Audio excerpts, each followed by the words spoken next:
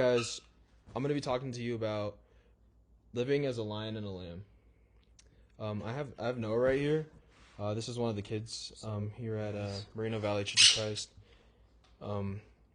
So let's get into this. We got snowed in, or they canceled school early, and we couldn't teach our lessons tonight, so we're doing it online here. Sorry for that bird that's in the background.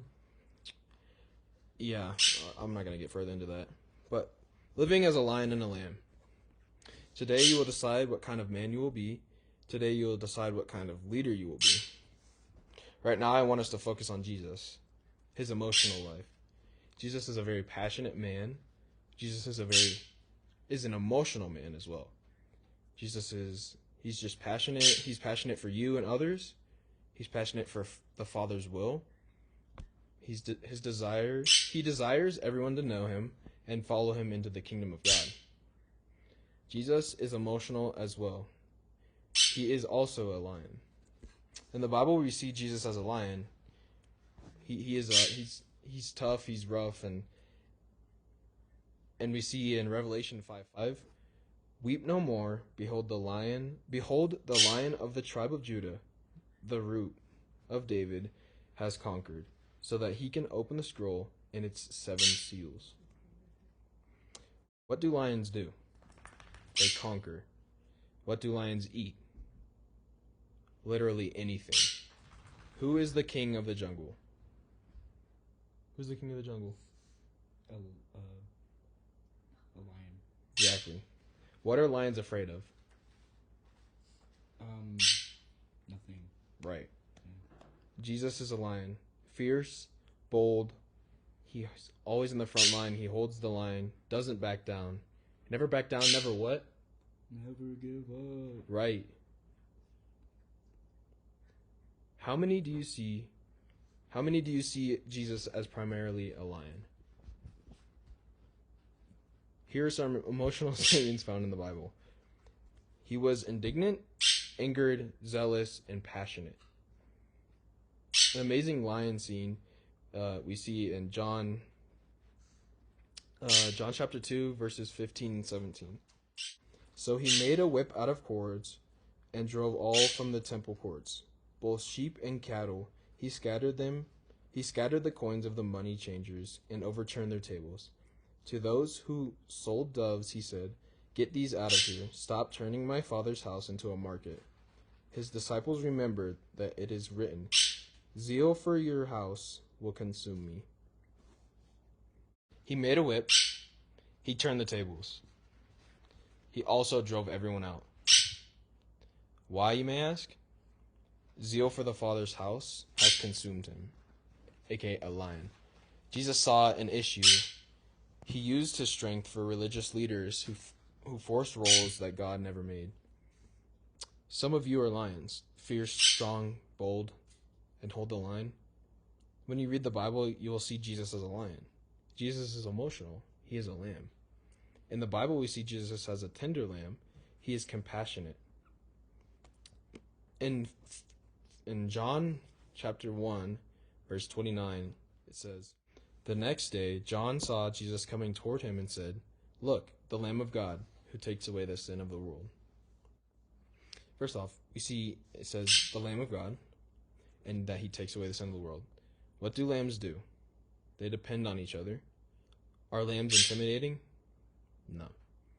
They're gentle. They're kind. When parents put their kids to sleep, what do they count? They count sheep. Yeah. Because they are comforting. Jesus is a lamb. Tender, loving, gentle, and approachable. He's kind. How many do you see Jesus as primarily a lamb? Here are some emotional statements found in the Bible of Jesus being a lamb. He had pity, he grieved, he loved, his heart went out, he wept, and he was compassionate. An amazing lamb scene is in Mark chapter 5, verses 21 through 43. 21 through 43. And it says, When Jesus had again crossed over by boat to the other side of the lake, a large crowd gathered around him while he was by the lake. Then one of the synagogue leaders named Jairus came, and when he saw Jesus, he fell at his feet. He pleaded earnestly with him, "My little daughter is dying. Please come out and put your hands on her, so that she will be healed and live." So Jesus went with him. A large crowd followed and pressed around him, and a woman was there who had been subject to bleeding for 12 years. She had suffered a great deal under the care of many doctors and had spent all she had. Yet instead of getting better, she grew worse. When she heard about Jesus, she came up behind him in the crowd and touched his cloak, because she thought, "If I just touch his clothes, I will be healed."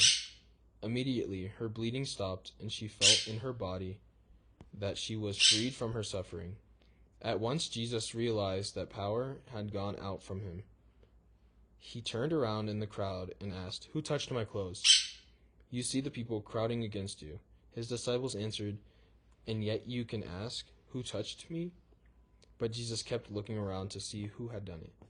Then the woman, knowing what had happened to her, came and fell at his feet, and trembling with fear, told him the whole truth. He said to her, "Daughter, your faith has healed you. Go in peace and be freed from your suffering." While Jesus was still speaking, some people came from the house of Jairus, the synagogue leader. "Your daughter is dead," they said. Why bother the teacher anymore?" Overhearing what they said, Jesus told him, "Don't be afraid, just believe." He did not let anyone follow him except Peter, James and John, the brother of James.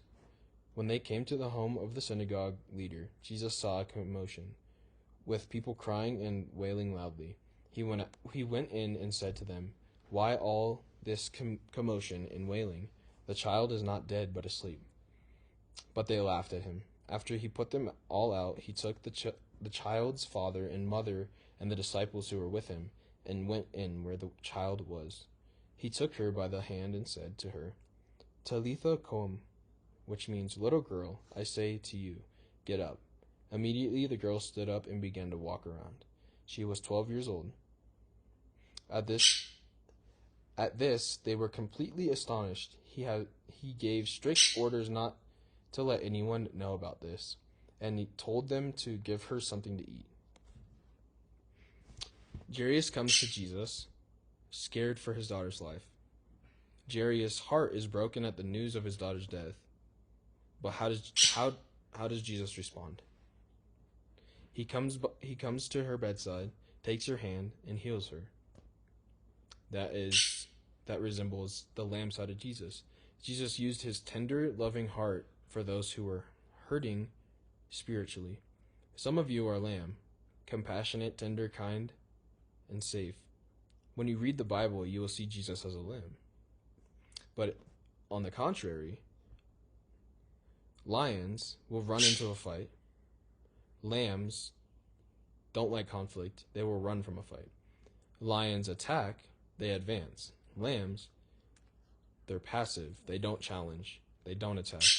Lions are radically independent. Lambs are social creatures. They hang out together. Is Jesus a lion or a lamb? He's both. Should men who want to be like Jesus be lion and lamb? Yes. Both. In John chapter 1, verses 14, "The Word became flesh and made his dwelling among us. We have seen his glory, the glory of the one and only Son, who came from the Father, full of grace and truth." Grace and truth. Think of it like this. Jesus was full of grace, which is the lamb. Jesus was also full of truth, which is the lion. In Revelation chapter 5, verses 5 through 6, we see lion and the lamb as well. Then one of the elders said to me, "Do not weep. See, the Lion of the tribe of Judah, the Root of David, has triumphed. He is able to open the scroll and its 7 seals." Then I saw a lamb, looking as if it had been slain, standing at the center of the throne, encircled by the 4 living creatures and the elders. The lamb had 7 horns and 7 eyes, which are the 7 spirits of God sent out into all the earth. See, lion and the lamb. When we see Jesus in all eternity, we will see Jesus as lion and the lamb. If you are only a lion, people will fear you. They will not respect you. They will be scared of you. You will be heard, but you will not be trusted. You will advance things, but you will do it through beating people, through bashing them down, hurting them, putting them down. You will protect your family from others, but you will also end up hurting them. People will view you as a dictator and as controlling. No one will feel safe with you. If you only and always operate as a lion, you will leave a destructive wake behind you. You will be labeled and viewed as unsafe. Men, your hands were created to build, protect, serve, and bless. Your hands are strong. Use them wisely. Every man who is primarily a lion, listen up. God gave you strength not to beat people up, but to build people up. God gave you strength to defend and protect others from harm's way. God gave you strength to stand in the gap and help those who are not as strong as you. You need to learn how to be a lamb as well. Not just a lion. Be a lion for the kingdom, but also be a lamb for the kingdom. As I close, Jesus left the throne. Oh, that dog's screaming. Jesus left the throne room of heaven and came down in humility. He literally came down to our level. He saw things from our perspective. He lived in the flesh for us. This is how you, as a man, can grow in empathy and compassion. Lion to be a lamb, it takes great strength. Like Jesus at the cross, he was submissive. You must grow in this area, or you will be dangerous. You must grow in this area so that you will be a safe man. You must grow in this area, or you will beat people up. Your actions have an impact. This is what can happen when you're only and always a lamb, if you're only a lamb. Sorry, let me rephrase that. Men, this is what can happen when you are only and always a lamb. Things that will happen. People will love you, but not respect you. You will be trusted, but not always heard. People will feel safe around you, but they won't lean on you for strength. People will use you as a floor mat. They will overstep your boundaries for their own gain. You will hurt your family if you do not step up and lead your family. If you only and always operate as a lamb, you will leave a harmful wake behind you. You will be labeled and viewed as a pushover, as a floor mat, as just stomped upon. Every man who is primarily a lamb, listen. You lambs need to know there are times when you need to fight.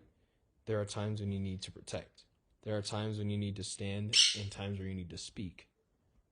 You need to learn how to be a lion just as much as a lamb. Be a lamb for the kingdom, but also be a lion for the kingdom. It is a wonderful thing for you to be a lamb, but with this fallen world and culture, with the reality of Satan and demons, there are days when you need to be a lion. You need to speak when something needs to be said. Don't be shy. You need to act when something needs to be done. Don't be hesitant. When a lamb is about to get devoured, you need to get in the middle and protect. Your actions have an impact.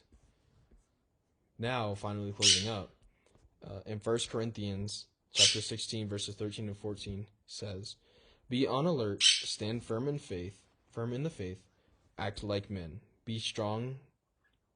All that you do must be done in love." That's NASB. Be on alert, stand firm in faith, and act like men. Be strong. What does this remind you of? Yes, a lion. Be a lion. All that you do must be done in love. What does this remind you of? Right, a lamb. Men, I want you to lead as a lion and a lamb. Stand here. An open hand resembles a lamb, but a closed hand resembles a lion. Full of grace, full of truth. You have to be both.